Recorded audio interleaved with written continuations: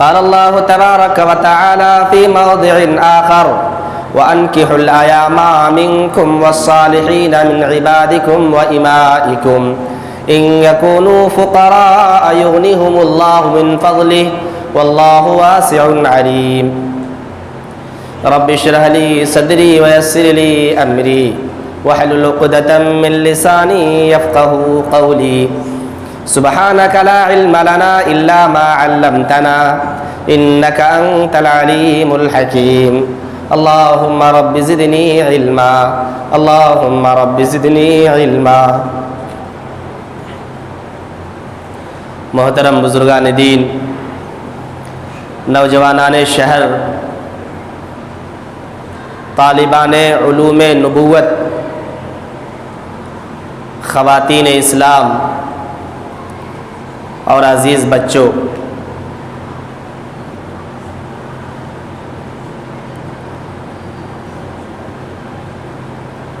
ان دنوں اور پچھلے کچھ دنوں سے بطور خاص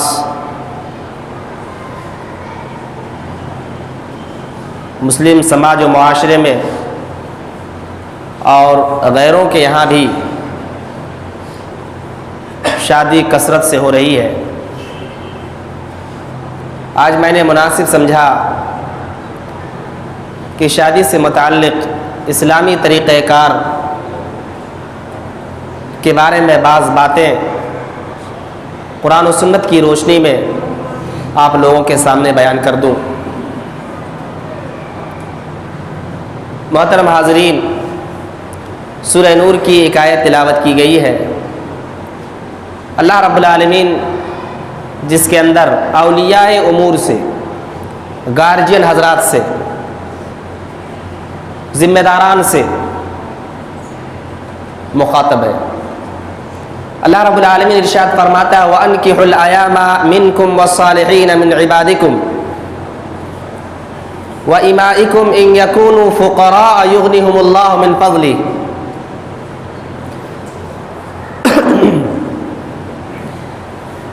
کہ تم میں سے جو مرد و عورت بے نکاح ہو ان کا نکاح کرا دو،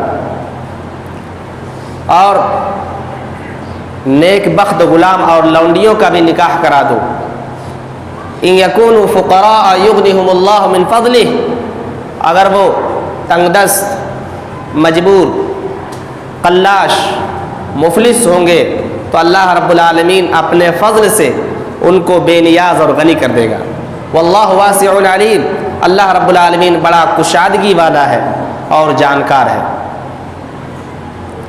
اس آیت کریمہ کے اندر اللہ رب العزت نے اولیاء امور سے خطاب کرتے ہوئے فرمایا کہ جو تمہارے ماتحت ہیں، جو تمہارے ماتحت اور زیر نگرانی بچے یا بچیاں ہیں یا غلام اور لونڈیاں ہیں، تم ان کی شادی کر دیا کرو۔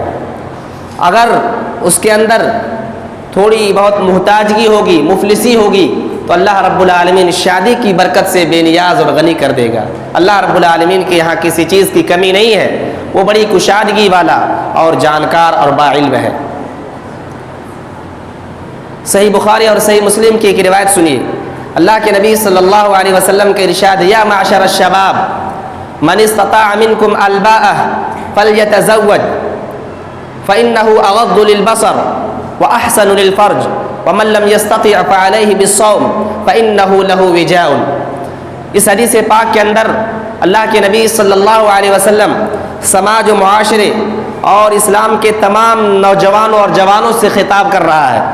خطاب کرتے ہوئے اللہ کے نبی صلی اللہ علیہ وسلم فرماتے ہیں اے یا معاشر الشباب، اے جوانوں کی جماعتوں، غور سے سنو، یا معاشر الشباب، اے جوانوں کی جماعتوں، من استطاع منکم الباءۃ، تم میں سے جو شخص، جو آدمی، جو فرد باءہ کی طاقت رکھے، قوت نکاح رکھے، نکاح کی طاقت رکھے، شادی کی طاقت رکھے، بیوی کے حق حقوق ادا کرنے کی صلاحیت رکھے، اس کا نان نفقہ اور گھر بار رہائش کا انتظام کر سکے، ایسے لوگوں سے اللہ کے نبی صلی اللہ علیہ وسلم فرماتے ہیں من استطاع منکم الباءۃ، تم میں سے جو قوت نکاح رکھے، فلیتزوج، چاہیے کہ وہ شادی کر لے، تاخیر نہ کرے، وہ شادی کر لے، وقت ہو جائے، نکاح کی طاقت و قوت ہو، کھان پان کا انتظام کر سکتا ہو، رہائش کا انتظام کر سکتا ہو، ایسے آدمی سے اور ایسے نوجوانوں سے اور جوانوں سے اللہ کے نبی صلی اللہ علیہ وسلم فرماتے شادی کر لو۔ فَإِنَّهُ أَغَضُّ لِلْبَصَرِ وَأَحْسَنُ لِلْفَرْجِ، کیونکہ شادی یہ نگاہوں کو جھکا دینے والی چیز ہے، نگاہوں کو پست کرنے والی چیز ہے، وَأَحْسَنُ لِلْفَرْجِ، اور شرمگاہوں کی حفاظت کا بہترین ذریعہ ہے۔ اور فرمایا وَمَن لَّمْ يَسْتَطِعْ فَعَلَيْهِ بِالصَّوْمِ، اور تم میں سے جو قوت نکاح نہ رکھے، نکاح کی طاقت، شادی کی طاقت نہ رکھے، خرچ برچ اٹھانے کی سکت نہ رکھے، گھر بار رہائش دینے کی صلاحیت نہ رکھے، فَعَلَيْهِ بِالصَّوْمِ، چاہیے کہ وہ روزہ رکھا کرے۔ فَإِنَّهُ لَهُ وِجَاءٌ، کیونکہ روزہ آدمی کی شہوت کو کنٹرول میں رکھتا ہے اور آدمی کی جنسی خواہش کو روزہ کنٹرول اور معتدل رکھتا ہے۔ اس حدیث پاک کے اندر اللہ کے نبی صلی اللہ علیہ وسلم نے جوانوں سے خطاب فرمایا۔ قرآن مجید کی آیت جسے ہم نے تلاوت کیا اور ترجمہ سنایا، اس آیت کے اندر اللہ رب العالمین نے گارجین، ذمہ دار، اولیاء امور سے خطاب فرمایا۔ معلوم ہوا کہ شادی کرنا اسلام میں مطلوب اور مرغوب چیز ہے، پسندیدہ چیز ہے، بغیر کسی شرعی عذر اور سبب کے آدمی اس سلسلے میں تاخیر نہ کرے۔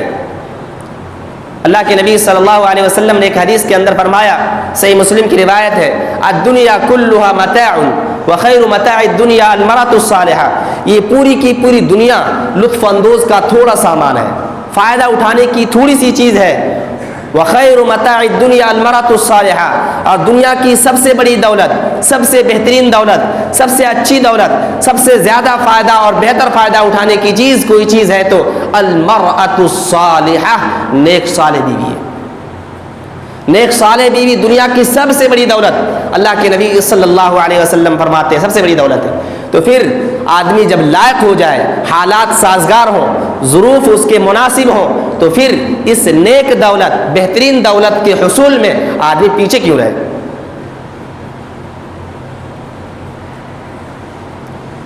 اللہ رب العالمین قرآن مجید میں ارشاد فرماتا ہے فَانْكِحُوا مَا طَابَ لَكُم مِّنَ النِّسَاءِ، تم اپنی پسند کی عورتوں سے شادی کرو۔ لڑکوں کو، جوانوں کو رضامندی، اس کی خوشنودی، اس کی پسندیدگی مطلوب ہے۔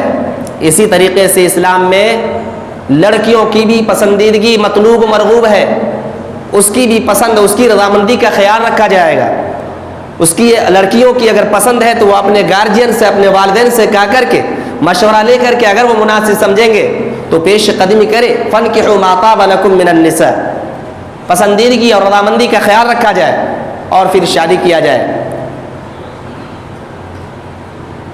ایک اور حدیث سناؤ، لوگ کن کن چوائس اور کن کن مقاصد کے پیش نظر شادی کرتے ہیں۔ اللہ کے نبی صلی اللہ علیہ وسلم ایک خبر دے رہے ہیں، ایک عام بات بتا رہے ہیں کہ لوگوں کا کیا مقصد ہوتا ہے، کن چیزوں کو دیکھ کر شادی کرتے ہیں۔ فرماتے ہیں تُنْكَحُ الْمَرْأَةُ لِأَرْبَعِينَ، لوگ عام طور پر 4 چیزوں کی وجہ سے شادی کرتے ہیں، 4 چیزوں کو دیکھ کر کے۔ لِمَالِهَا، بعض لوگوں کی چوائس یہ ہے کہ مالدار عورت ہو تاکہ مال حاصل ہو، ہمیں مالداری کو دیکھ کر کے بعض لوگ شادی کرتے ہیں، بعض لوگوں کی چوائس یہ ہوئی۔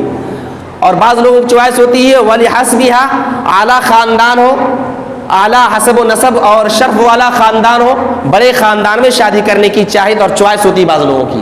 اور بعض لوگوں کی چوائس کیا ہوتی ہے وَلِجَمَالِهَا، بعض لوگ خوبصورتی کو دیکھ کر کے شادی کرتے ہیں۔ اللہ کے نبی صلی اللہ علیہ وسلم فرماتے ہیں کہ یہ لوگوں کی چوائسز ہو گئے، یہ لوگوں کے مقاصد ہو گئے، لوگوں کی پسندیدگی ہو گئی، لیکن اسلام میں کیا پسند ہے؟ اللہ کے نبی فرماتے ہیں فَاظْفَرْ وَلِدِينِهَا، اور اسی حدیث میں فرمایا کچھ لوگ ایسے بھی ہیں جو دینداری دیکھ کر کے شادی کرتے ہیں۔ آگے اللہ کے نبی فرماتے ہیں فَاظْفَرْ بِذَاتِ الدِّينِ تَرِبَتْ يَدَاكَ، سنو نوجوانوں، سنو لوگوں، تم دیندار کو ترجیح دو ورنہ تمہاری ناک میں مٹی لگ جائے، تم ذلیل خوار ہو جاؤ، رسوا ہو جاؤ۔ تم دیندار عورت کو ترجیح دو، دین والی، سیرت والی، اچھے اخلاق و کردار کے حامل لڑکیوں کو تم ترجیح دو۔ تربت یدا کا، تمہارے ہاتھ میں مٹی لگ جائے، تم ذلیل ہو جاؤ، بعض روایت تمہاری ناک میں مٹی لگ جائے۔ یہ حقیقی معنی نہیں، اللہ کے نبی صلی اللہ علیہ وسلم ابھار رہے ہیں کہ تم دیندار عورتوں کو ترجیح دیا کرو۔ تمہارا مقصد اور تمہاری چوائس جو ہو وہ یہ ہو کہ دیندار ہو، صالح ہو، اچھی ہو، یہ تمہارا مقصد ہونا چاہیے۔ ایک دوسری حدیث میں اللہ کے نبی صلی اللہ علیہ وسلم نے فرمایا اذا خطب الیکم احدکم من ترضون دینہ وخلقہ فزوجوہ الا تفعلوا تکن فتنة فی الارض وفساد کبیر۔ ترمذی کی روایت ہے۔ اللہ کے نبی صلی اللہ علیہ وسلم فرماتے ہیں کہ گارجین حضرات سے، اولیاء امور سے، کہ اگر تمہاری بیٹی، تمہاری بہن، تمہارے رشتہ دار، تمہارے کسی قرابت دار کے سلسلے میں کوئی ایسا نوجوان، ایسا جوان نکاح کا پیغام بھیجے، ترضون دینہ، جس کی دینداری سے تم خوش ہو، جس کے اخلاق و کیریکٹر سے تم خوش ہو، ترضون دینہ وخلقہ، جس کا دین تمہیں پسند ہے، جس کے اخلاق و کیریکٹر تمہیں پسند ہے، فزوجوہ، تو اس کے نکاح کے پیغام کو رد نہ کرو، پیغام نکاح قبول کر کے اس سے شادی کرا دو۔ الا تفعلوا، اگر تم نے ایسا نہیں کیا، اچھے اخلاق و کردار کے حامل نوجوانوں کے نکاح کے پیغام کو ٹھکرا دیا، یہ سوچ کر کے کہ اس کا بیک گراؤنڈ مضبوط نہیں ہے، اس کا فیوچر اور مستقبل روشن نہیں ہے، یہ بہترین نوکری اور جاب نہیں کرتا ہے، یہ سوچ کر کے تم نے اس اچھے اخلاق، کردار، کیریکٹر کے حامل نوجوان کو ٹھکرا دیا، تو اللہ کے نبی فرماتے الا تفعلوا، اگر تم نے ٹھکرا دیا اور شادی نہیں کرائی، تکن فی الارض فتنۃ وفساد کبیر، روئے زمین پر فتنہ پھیل جائے گا، وفساد کبیر، اور بہت بڑی فساد مچ جائے گی، بے شادی شدہ رہ جائیں گے، جس سے برائیاں جنم لے گی، بے حیائیاں پھیلیں گی اور طرح طرح کی برائیاں پھیلیں گی۔ اس لیے اللہ کے نبی صلی اللہ علیہ وسلم نے فرمایا کہ ایسے نوجوان جس کے اخلاق سے، جس کے کردار سے، جس کے دین سے تم راضی ہو اور اس کا تمہارے یہاں شادی کا پیغام، نکاح کا پیغام آئے، تو اس سے شادی کرا دو، رد نہ کرو، لوٹاؤ نہ، اس سے انکار نہ کرو۔ اس حدیث کے اندر یہ بات بتائی گئی۔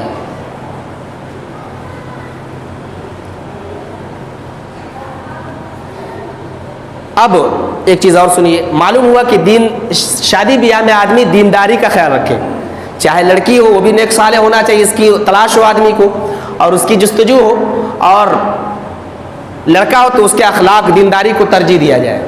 بہت ممکن ہے کہ جس چیز کو آپ ناپسند کرتے ہیں اس کے اندر کوئی ایسی خوبی ہوگی جو اس ناپسندیدگی کو دور کر دے گی، کوئی لڑکی ایسے جو نیک صالح ہو لیکن اس کے اندر کوئی کمی اور خامی ہو تو اس کے اندر ایسی خوبیاں بھی ہوں گی جن خوبیوں کی وجہ سے وہ کمی دور ہو جائے گی۔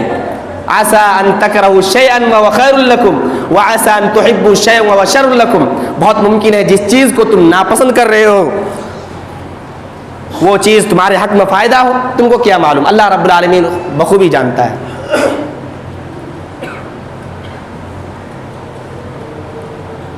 شادی کے لیے چند ضروری چیزیں ہیں اور ضروری شرطیں ہیں جن کا خیال رکھنا ہر ایک کے لیے ضروری ہے۔ شادی میں ولی ہونا چاہیے، یہ شادی کی اور نکاح کی شرط ہے، ولی ہونا چاہیے۔ لڑکی اپنی ولی کی اجازت کے بغیر شادی نہیں کر سکتی ہے، اس کے ماں باپ، اس کے باپ ہو، اس کے قریبی رشتہ دار ہو، اس کی اجازت اور اس کی سرپرستی میں شادی ہوگی، ولی ضروری ہے۔ اللہ کے نبی نے فرمایا لا نکاح الا بولی، بغیر ولی کے نکاح ہوگا ہی نہیں، بغیر ولی کے نکاح ہوگا نا، اور یہ لڑکی کے لیے ضروری ہے، بغیر ولی کے نکاح نہیں ہوگا۔ اور فرمایا لا نکاح الا بولی وشاہد عدل، فرمایا نکاح نہیں ہوگا، شادی نہیں ہوگی مگر ایک ولی ہونا چاہیے، دو عادل گواہ ہونا چاہیے، دو گواہ ہونا چاہیے عادل۔ آج ہمارے معاشرے میں جس کو چاہتا ہے آدمی اسی کو گواہ بنا دیتا ہے، وہ فاسق ہے، فاجر ہے، بے دین ہے، اس کو گواہ بنا دیا۔ اللہ کے نبی فرماتے ہیں وشاہد عدل، نیک دیندار صالح آدمی کی گواہی ہو، ہر ایرا غیرہ نتو خیروں کو نہیں بنا سکتے، بلکہ صالحیت ہونی چاہیے اس کے اندر، گواہ کے اندر۔ لا نکاح الا بولی وشاہد عدل، نکاح نہیں ہوگا مگر ولی چاہیے اور دو گواہ چاہیے، عادل ہو، عادل دیندار ہو، با اخلاق ہو، صالح ہوں، نیک ہوں، اس لیے اس کا خیال رکھنا چاہیے. جس کو دیکھا اسے گواہ بنا دے، ایسا نہیں کرنا چاہیے. شریعت کے نقطے اس پہلو پر بھی دھیان رہنا چاہیے.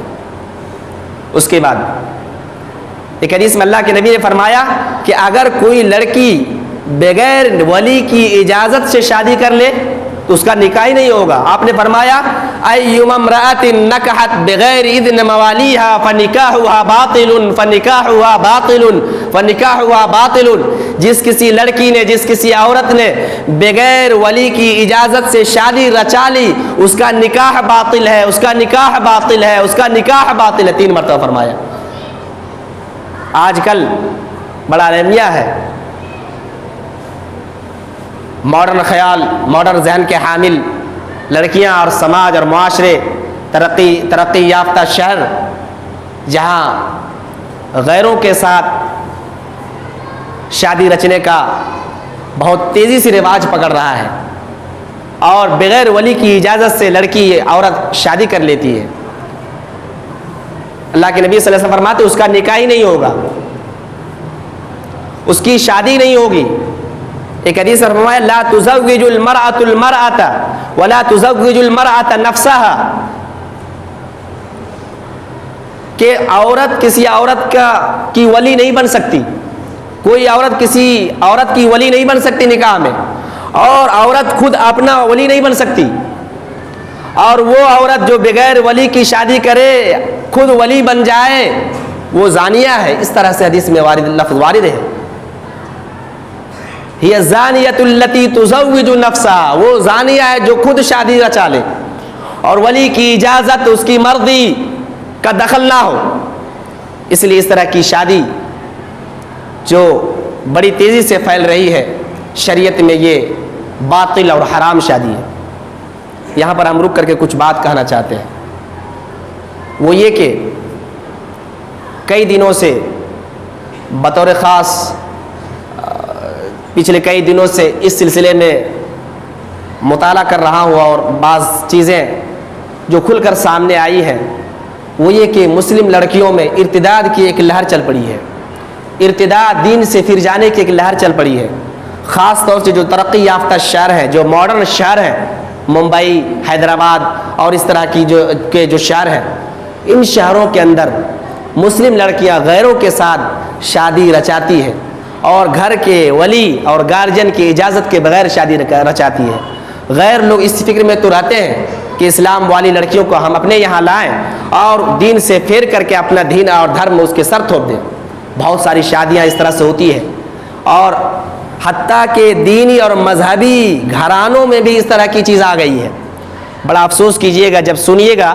اور اس سلسلے میں جو اعداد و شمار بتائے گئے، بہت ساری چیزیں ایسی ہیں جو تو پیپر اور نیوز میں اور سوشل میڈیا یا میڈیا میں نہیں آ پاتی. بہت ساری ایسے واقعات ہیں جن واقعات کو شمار میں لایا گیا کہ ایسی کتنی لڑکیاں ہیں جو مسلم گھرانے ساتھ تعلق رکھتی ہیں اور غیروں سے شادی رچا چکی ہیں یا رچانے کے در پہ ہیں. بہت ساری لڑکیاں ایسے مل جائیں گی، خاص طور سے ممبئی جیسے شہروں میں جو اس ارتداد کی لہر میں بہتی جا رہی ہے. بڑا افسوس ہوتا ہے. اللہ رب العالمین نے غیروں سے شادی کرنا، چاہے وہ مسلم لڑکا ہو یا لڑکی ہو، اپنے دھرم کے علاوہ دوسرے دھرم والی سے شادی کرنا یا والا سے شادی کرنا یہ صحیح چیز نہیں ہے. البتہ اللہ کے نبی صلی اللہ علیہ وسلم کے زمانے میں کتابیہ یہود و نصارہ کی لڑکیوں سے اس وقت شادی کی اجازت تھی، چونکہ اس کے یہاں اس طرح کا شرک نہیں پایا جاتا تھا، بے دینی نہیں تھی، کچھ کمی بیشی تھی بہرحال، لیکن اب تو اس سے بھی نہیں کی جائے گی اپنے دین اور ایمان کی حفاظت کی خاطر. بہرحال تو یہ چیز کہاں سے ہو رہی ہے؟ کمی کہاں پہ رہ گئی؟ کمی تربیت کی ہے.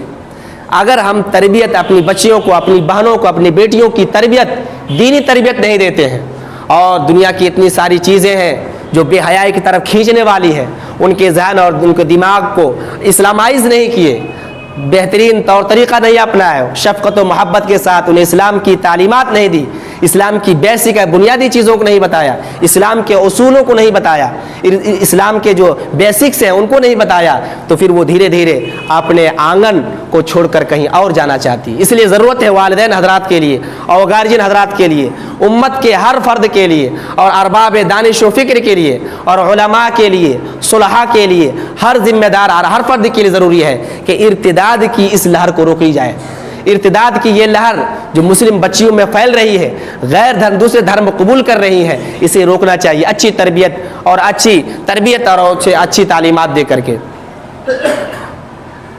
اس پہلو پر بھی خیال رکھنے کی خاصی ضرورت ہے۔ ایک چیز اور، ہمارے یہاں شادی بیاہ میں بہت زیادہ خرچ برچ اور بہت زیادہ ایسی چیزیں آ گئی ہیں، ایسے رسم و رواج پنپ گئے ہیں جس کی وجہ سے شادی کرنا ایک مشکل امر ہوتا جا رہا ہے اور برائی یہ آسان ہوتی جا رہی ہے۔ اس لیے شادی کو آسان بنانا چاہیے۔ اللہ کے نبی صلی اللہ علیہ وسلم نے فرمایا خیر النکاح ایسرہ، سب سے بہترین اور برکت والی شادی وہ شادی ہے جو سب سے آسان شادی ہو، جس میں خرچ کم ہو، جس میں مہر حسب استطاعت ہو، اپنی استطاعت سے بڑھ کر مہر بھی نہ دیا گیا ہو، اپنی استطاعت سے بڑھ کر خرچ بھی نہ کیا گیا ہو، مہر کم ہو، خرچ کم ہو، ولیمہ میں بیجا تکلفات نہ کیے گئے ہوں اور قرض کے بوجھ میں دب کر کے انواع و اقسام کے ڈشز تیار نہ کیے گئے ہوں۔ سب سے بہترین شادی وہ شادی ہے، خیر النکاح ایسرہ، سب سے بہترین شادی وہ شادی ہے جس میں خرچ سب سے کم آتا ہو۔ لیکن ہمارے یہاں مسئلہ کیا ہے؟ ہمارے یہاں مسئلہ کچھ اور ہی ہے۔ سب سے بہترین شادی وہ شادی مانی جاتی ہے جس کے اندر زیادہ خرچ ہو۔ امیج کا بھی تو مسئلہ ہوتا ہے، گاؤں والے کیا کہیں گے، شہر والے کیا کہیں گے؟ ایک بار تو شادی کیا ویسے ہی چھپ چھپا کر کے جیسے تیسے کر لیا، تو امیج کا بھی ڈرتے ہیں امیج سے بھی لوگ۔ امیج نہیں دیکھیے، شریعت دیکھیے، اسلام دیکھیے، آپ کے نبی کے فرمان کو دیکھیے، رب کے قانون کو دیکھیے۔ لوگ دنیا میں ہر ایک کو نہیں خوش کر سکتا ہے، آدمی چاہے کہ ہر ایک کو خوش کر لے، ہر ایک کو خوش نہیں کر سکتے۔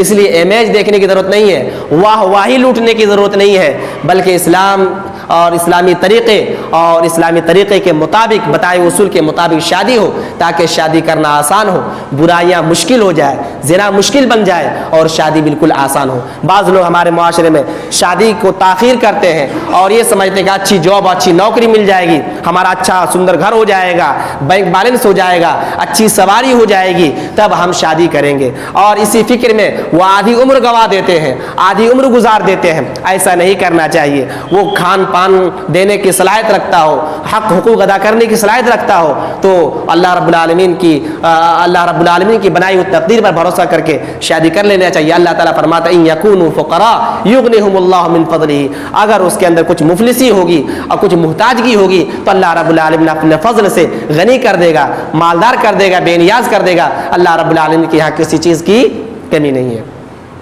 شادی میں ایک چیز اور ضروری ہے، وہ یہ کہ آدمی مہر ادا کرے۔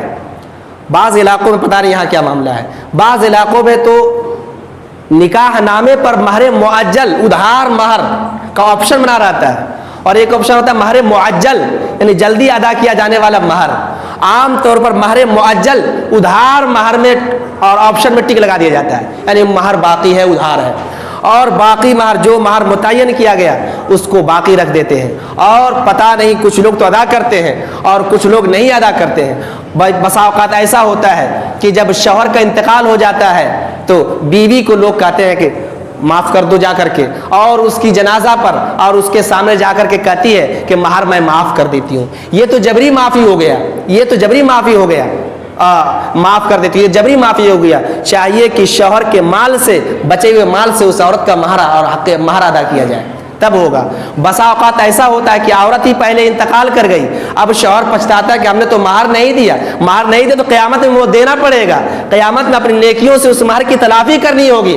ایسے آزادی نہیں مل سکتی ہے، وہ مہر ضروری تھا جس کی وجہ سے تمہارے لیے وہ عورت، وہ لڑکی حلال ہوئی تھی، مہر کے بغیر وہ حلال نہیں تھی، اس لیے مہر ضروری۔ اگر دنیا میں نہیں ادا کرتے ہو تو وہاں ادا کرنا پڑے گا۔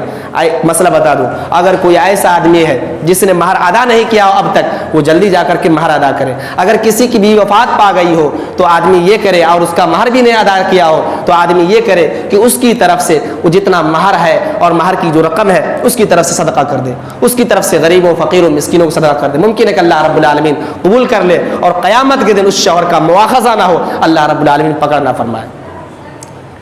ایک اور چیز، میں اپنی بات تمام کروں، بس آخری چیز وہ یہ کہ شادی میں سنت ہے کہ شادی کے بعد یا خلوت صحیحہ، میاں بیوی کی خلوت صحیحہ کے بعد ولیمہ کرایا جائے۔ اللہ کے نبی صلی اللہ علیہ وسلم نے حضرت عبد الرحمن بن عوف رضی اللہ تعالیٰ عنہ کو ایک دن دیکھا کہ آپ کے کپڑے پر زردی لگی ہوئی ہے۔ کہا کہ عبد الرحمن یہ زردی کیسی ہے؟ کہا کہ اللہ کے نبی صلی اللہ علیہ وسلم میری شادی ہو گئی، میں نے شادی کر لی ہے۔ دیکھیے صحابہ کرام بھی شادی کرتے تھے، بعض شادیاں ایسی تھیں جن شادیوں کے بارے میں خود اللہ کے نبی کو پتہ نہیں تھا۔ عبد الرحمن بن عوف کہتے کہ اللہ کے نبی صلی اللہ علیہ وسلم میں نے شادی کر لی ہے، تو اللہ کے نبی نے فرمایا اولم ولو بشات، عبد الرحمن جب تم شادی کر لیا تو ولیمہ کرو، ولیمہ کرو، جب تم شادی کر لیا ولیمہ کرو، اگرچہ تم ایک بکری ہی کے ذریعے ولیمہ کیوں نہ کرو۔ عبد الرحمن بن عوف کی اتنی صلاحیت اور استطاعت تھی کہ بکری میں ایک ولیمہ دے سکے، چنانچہ اللہ کے نبی صلی اللہ علیہ وسلم نے کہا کہ ولیمہ ایک بکری کے ذریعے کم سے کم کر دو۔ تو ولیمہ ایک سنت اور مستحب چیز ہے۔ بعض لوگوں نے کہا کہ واجب اور ضروری ہے ولیمہ کرنا۔ بہرحال آدمی کو چاہیے اپنی استطاعت اور اپنی حیثیت کے اعتبار سے ولیمہ ضرور کرے۔ قرض کے بوجھ تلے دب کر کے ولیمہ میں خوب فراخی اور بیجا تکلفات، لوگوں کی واہ واہی لوٹنا، امیج بڑھانے کے لیے آدمی بیجا تکلف نہ کرے، اس طرح کا ولیمہ نہ کرے جس میں آدمی خود قرض سے ڈوب جائے۔ اللہ کے نبی صلی اللہ علیہ وسلم کی بیوی، بعض بیویوں سے شادی کی، آپ نے ستو سے بھی ولیمہ کرایا، کھجور، میٹھی چیز، شربت، ان ساری چیزوں سے ولیمہ ہو سکتا ہے۔ مٹھائی تقسیم کرنے ولیمہ ہو گیا۔ کوئی ضروری نہیں ہے کہ گوشت ہی ہو، انواع اقسام کے پکوان ہی ہو، ڈشز ہی ہو، بریانی ہی ہو، پلاؤ ہی ہو تبھی ولیمہ ہوگا، نہیں، جتنی آپ کی صلاحیت و حسب توفیق آپ ولیمہ کرائیں، لوگوں کو کھلائیں، تاکہ جو میاں بیوی کا رشتہ ایک نیا رشتہ تیار ہوا اس کے اندر برکت ہو، اس کے اندر خیر ہو، اس کے اندر بھلائی ہو۔ اللہ رب العالمین ہم تمام مسلمانوں کو دین اسلام کی صحیح باتوں کو سننے اور ان پر عمل کرنے کی توفیق عطا فرمائے۔ مولا کریم ہم دعا کرتے ہیں بارگاہ الہ میں، یا رب العالمین ہمارے جو نوجوان اور جوان بے نکاح بے شادی شدہ ہے مولا، تو ان کو نیک صالح بیوی عطا فرما مولا۔ اے مولا کریم ہماری بہنیں بیٹیاں جو گھروں میں بیٹھی ہوئی مولا، ان کے لیے بہترین رشتہ کا کوئی سبیل اور راستہ نکال دے مولا۔ اے مولا کریم ہماری ٹوٹی پھوٹی دعاؤں کو قبول کر لے، ہماری دعاؤں کو لاج رکھ لے مولا۔ اے مولا کریم مسلمان عورتوں کی عزت و ناموس کی حفاظت فرما، مسلم نوجوانوں کو صحیح سمجھ عطا فرما، دین اسلام پر چلا تمام مسلمان کے تمام افراد، چاہے خواتین ہو یا جوان ہو، مرد حضرات ہو، سب کو اللہ رب العالمین دین اسلام کی صحیح سمجھ عطا فرما۔ اے مولا کریم ہم میں سے جو بیمار ہیں ان کی بیماری دور فرما، ہم میں سے جو پریشان حال ہے ان کی پریشان حالیں دور فرما، ہم میں سے جو بے اولاد ہیں، اولاد کی نعمت سے محروم ہے مولا کریم، تو ان کو نیک صالح اولاد عطا فرما۔ اے مولا کریم ہم میں سے جو روزی روٹی کی تلاش میں نکلتے ہیں مولا، ان کو رزق حلال نصیب عطا فرما۔ ہم میں سے جو بے روزگار بیٹھے ہوئے مولا کریم، تو ان کے لیے روزگار کے کوئی سبیل اور راستہ نکال دے مولا۔ حرام روزی سے بچا تاکہ میری باتیں قبول ہو سکے مولا۔ اے مولا کریم ہم تیری توحید کے قائل ہیں مولا۔ اے مولا کریم یہ پیشانی تیرے دربار کے علاوہ کہیں اور نہیں جھکی ہے، ہماری اس توحید کے ناطے تو ہماری دعاؤں کو قبول فرما لے مولا۔ اے مولا کریم اس دنیا سے جو بوڑھے پرانے گزر چکے ہیں ان کے قبر میں روشنی عطا فرما، ان کو جنت الفردوس میں اعلیٰ مقام عطا فرما، ان کے گناہوں کو نیکیوں سے بدل دے مولا۔ جب تک تو ہم سب کو باقی رکھ اس دنیا پر کلمہ حق لا الہ الا اللہ محمد الرسول اللہ پر باقی رکھ، اور جب ہمارا خاتمہ ہو اسی کلمہ حق لا الہ الا اللہ محمد الرسول اللہ پر خاتمہ فرمانا، آمین۔ محترم حضرات ایک دو اعلانات ہیں، سماعت فرما لیجئے۔ مدرسہ احمدیہ سلفیہ آرا کے خیر خواہ محترم جناب عادل سیٹھ صاحب بنگلور کے والد صاحب کا کچھ دن قبل انتقال ہو گیا ہے۔